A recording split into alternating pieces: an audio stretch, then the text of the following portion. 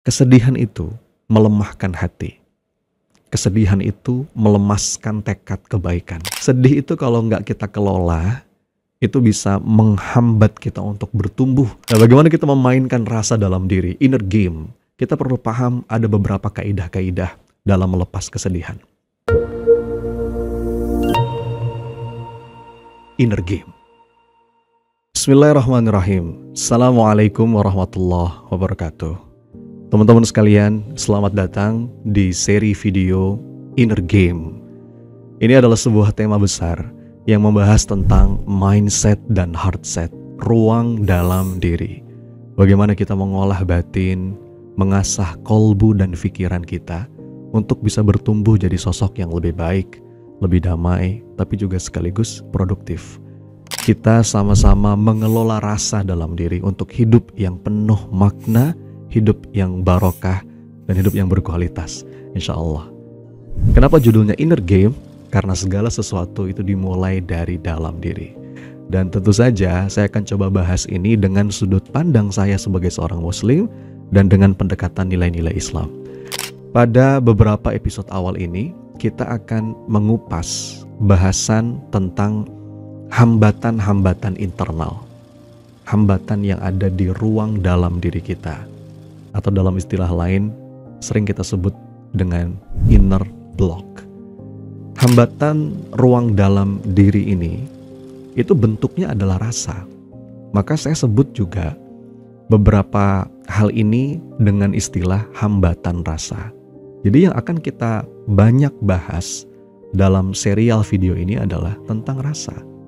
Bagaimana kita menyadari, kita menemukan, dan kita mengelola rasa dalam diri. Dan di video kali ini kita akan membahas tentang sebuah rasa yang bernama al-huznu, al-hazn atau perasaan sedih. Nah, rasa ini seringkali menjadi penghambat seseorang untuk bisa bertumbuh. Kita perlu pahami dulu di awal, teman-teman sekalian, bahwa sedih itu memang bagian dari fitrah kehidupan. Bagian dari fitrah manusia. Tidak ada satupun di antara kita yang bisa lepas dari kesedihan.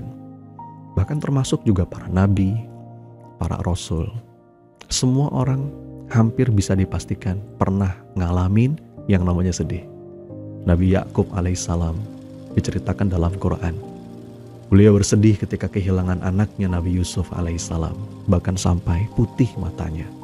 Nabi Nuh alaihissalam sedih karena kehilangan anak dan kehilangan istrinya. Bahkan Rasulullah Muhammad SAW juga sangat bersedih ketika sepeninggal istri tercinta Ibunda Khadijah binti Khuwailid Al-Kubra dan pamannya tercinta Abu Thalib yang wafat dalam keadaan tidak beriman. Bahkan sampai para ulama menyebut masa-masa itu dengan istilah tahun kesedihan atau amul huzni. Tapi yang perlu kita garis bawahi, kesedihan Nabi, kesedihan para Rasul ini gak sampai melampaui batas. Gak sampai melemahkan iman. Nah, ini yang berbeda dengan sikap kita sebagai umatnya. Yang kadang kita tuh gak memahami batas-batas kesedihan. Kita itu terlalu dalam, larut, gundah. Sampai-sampai kesedihan itu mengubah sikap kita, mengubah karakter kita secara signifikan. Nah, biasanya orang-orang yang tenggelam, larut dalam kesedihan, itu adalah orang-orang yang mungkin gersang jiwanya. Orang-orang yang sudah terlalu lama jauh dari Quran, jauh dari majelis ilmu, tapi besar angan-angannya. Sehingga ketika apa yang sangat dicintainya hilang, ia seperti gak punya pegangan gitu. Ada yang stres, ada yang sampai menjerit-jerit, ada yang sampai depresi, putus asa, bahkan sampai bunuh diri, na'udzubillah. Jadi memang secara psikologis, teman-teman sekalian, kesedihan itu adalah suatu emosi yang biasanya ditandai oleh perasaan gak beruntung, perasaan kehilangan, perasaan gak berdaya. Efeknya apa? Ketika manusia itu sedih, cenderung seseorang itu jadi lebih diam, kurang bersemangat, dan menarik diri. Jadi ini bagian awal yang harus kita pahami, bahwa sedih itu adalah bagian dari kehidupan. Ini fitrahnya kita sebagai manusia. Para nabi sedih, para rasul sedih, tapi tidak berlebihan.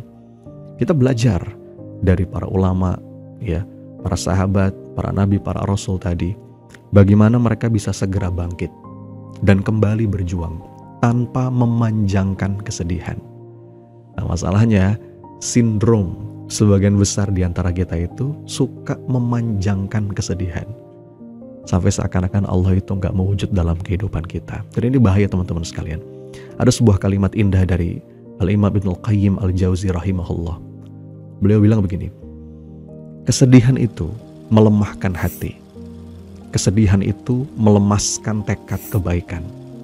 Kesedihan itu membuat kita tidak bergerak untuk berbuat baik.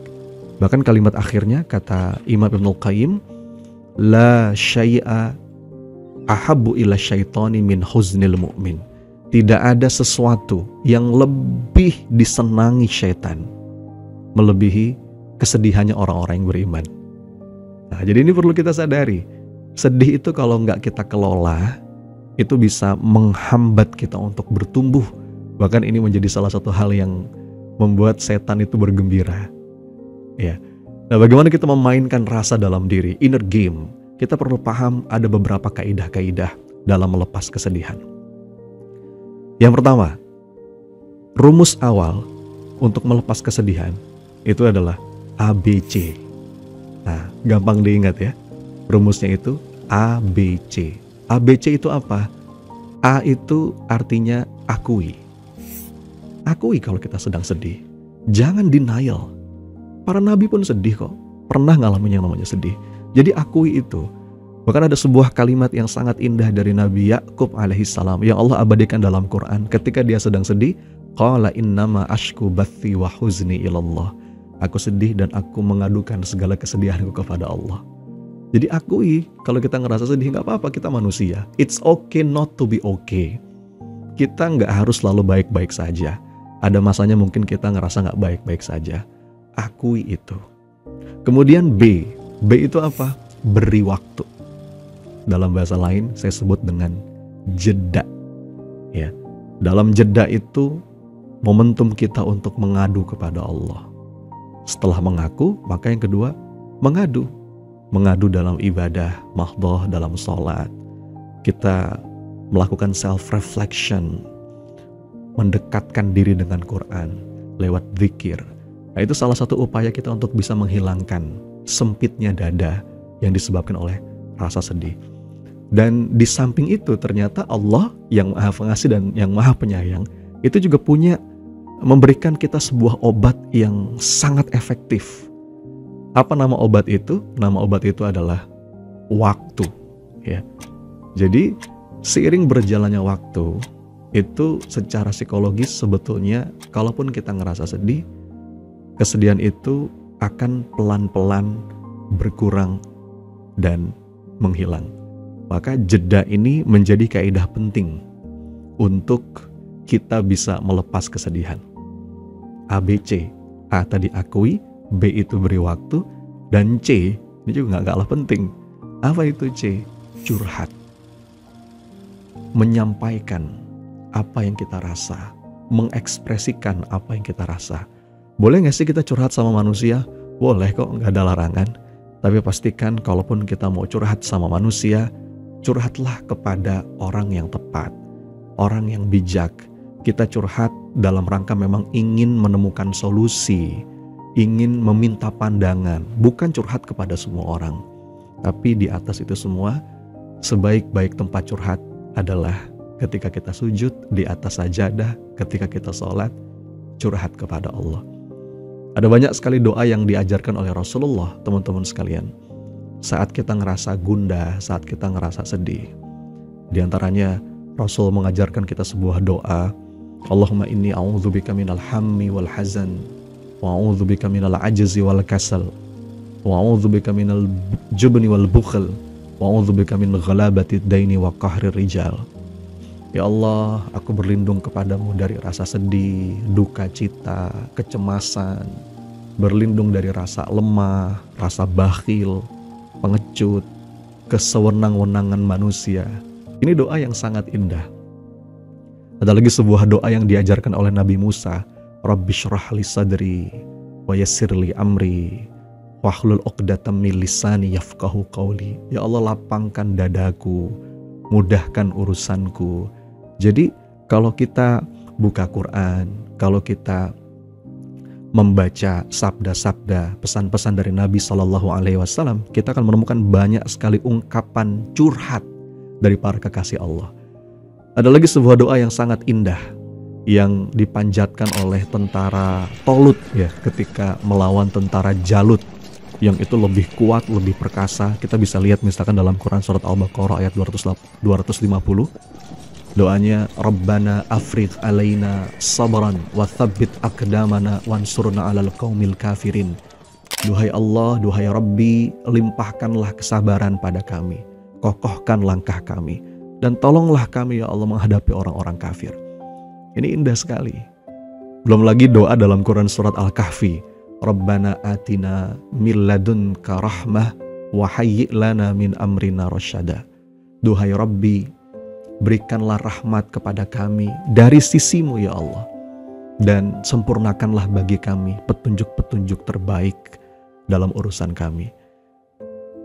Maka kawan-kawan sekalian, ABC, akui, beri waktu, curhat. Setelah kita ngaku, kita jeda, dalam jeda itu kita curhat kepada Allah.